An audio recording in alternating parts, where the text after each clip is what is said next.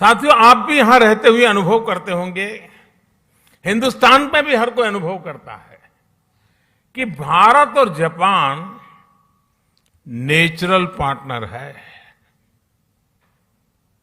भारत के विकास में, भारत की विकास यात्रा में जापान की महत्वपूर्ण भूमिका रही है। जापान से हमारा रिश्ता आत्मीयता का है, अध्यात्म का है। हमने इंटरनेशनल सोलर अलायंस जैसे ग्लोबल इनिशिएटिव का भी नेतृत्व किया। क्लाइमेट चेंज के कारण दुनिया पर नेचुरल डिजास्टर्स का खतरा भी बढ़ गया है। इन डिजास्टर्स के खतरों को, उनके प्रदूषण के दुष्प्रभावों को जापान के लोगों से ज्यादा बेहतर और कौन समझ सकता है। प्राकृतिक आपदाओं से जापान ने लड़ने की क्षमता भी बना दी है। जिस तरह जापान के लोगों ने इन चुनौतियों का सामना किया है, हर समस्या से कुछ न कुछ सीखा है, उसका समाधान खोजा है और व्यवस्थाएं भी विकसित की है, व्यक्तियों का भी उस प्रकार से संस्कार किया है। यह अपने आप में सराहनीय है। इस दिशा में भी भारत ने सीडीआरआई यानी coalition for disaster resilient infrastructure में लीड ली है। साथियों, भारत आज ग्रीन फ्यूचर, ग्रीन जॉब्स के लिए, कैरियर रोडमैप के लिए भी बहुत तेजी से आगे बढ़ रहा है। भारत में इलेक्ट्रिक मोबिलिटी को व्यापक प्रोत्साहन दिया जा रहा है। ग्रीन हाइड्रोजन को हाइड्रोकार्बन का विकल्प बनाने के लिए विशेष मिशन शुरू किया गया है। बायोफ्यूल से जुड़ी रिसर्च और इंफ्रास्ट्रक्चर के निर्माण पर बहुत बड़े स्केल पर काम चल रहा है। भारत ने इस दशक के अंत तक अपनी टोटल इंस्टॉल्ड पावर कैपेसिटी का 50% नॉन फॉसिल फ्यूल से पूरा करने का संकल्प लिया है।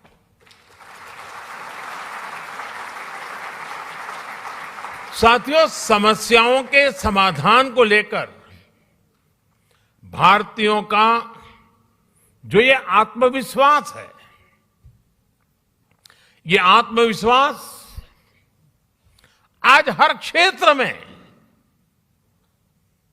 हर दिशा में, हर कदम पर दिखाई देता है।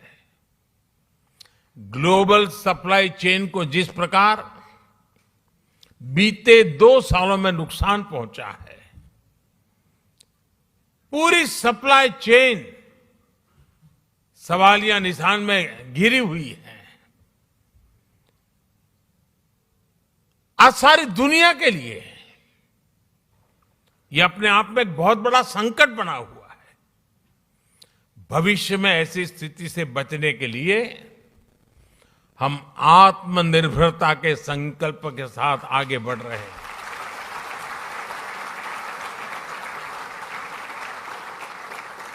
और आत्मनिर्भरता का ये हमारा संकल्प सिर्फ भारत के लिए है ऐसा नहीं है।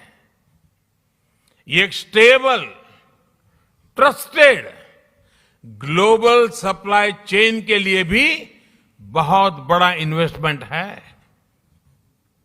आज पूरी दुनिया को यह एहसास हो रहा है कि जिस स्पीड और स्केल पर भारत काम कर सकता है वो अभूतपूर्व है।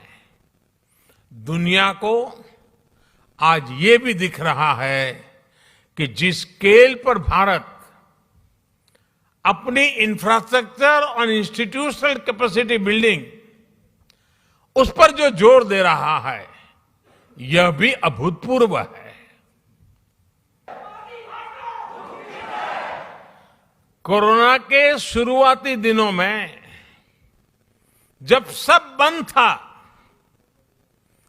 उस संकट के कालखंड में भी भारत सरकार एक क्लिक बटन दबा करके एक साथ करोड़ों भारतीयों तक आसानी से उनके लिए जो मदद पहुंचानी है पहुंचा पाते थे।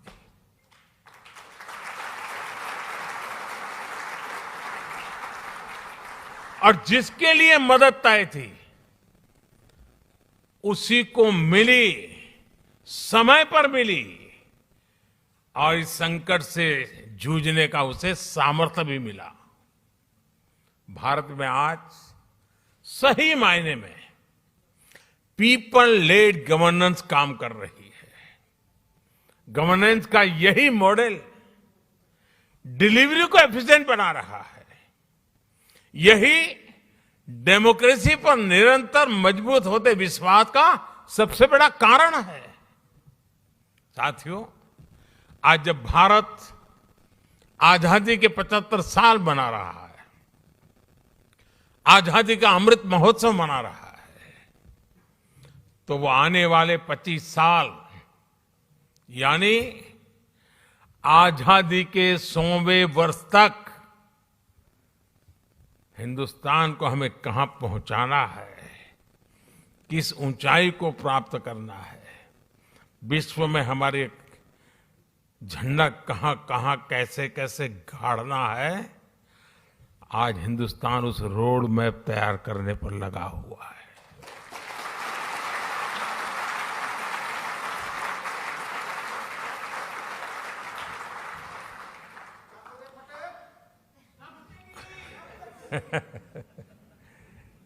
आजादी का ये अमृतकाल भारत की समृद्धि का, संपन्नता का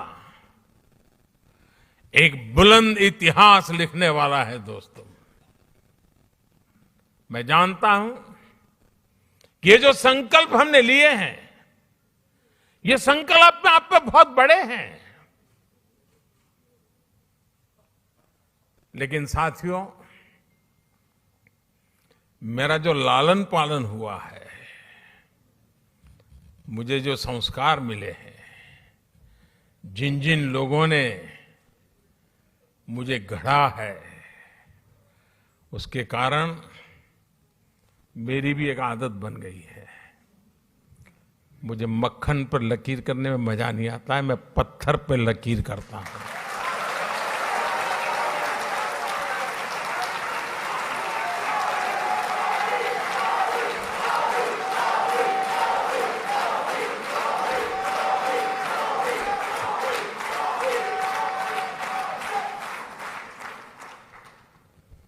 लेकिन साथियों, सवाल मोदी का नहीं है। आज हिंदुस्तान से 130 करोड़ लोग, और मैं जापान में बैठे हुए लोगों के भी आंखों में वही देख रहा हूं, आत्मविश्वास।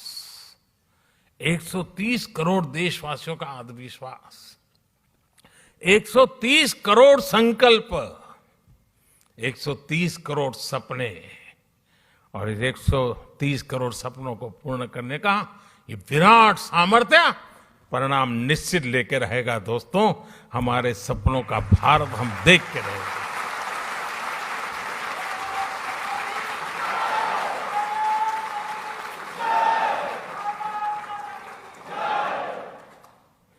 आज भारत अपनी सभ्यता, अपनी संस्कृति, अपनी संस्थाओं के,